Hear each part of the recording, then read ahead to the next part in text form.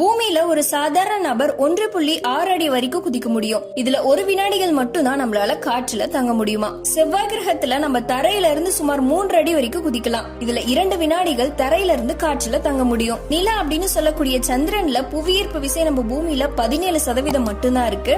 அதனால நிலாவுல சுமார் 10 அடி உயரம் வரைக்கும் குதிக்கலாம். தரையில இருந்து மேல 4 வினாடிகள் காற்றுல இருக்க முடியுமா. புளூட்டோவோட ஈர்ப்பு விசை நம்ம பூமியில 6% இருக்கு. அதனால சுமார் 25 அடி உயரத்துல குதிக்கலாமா.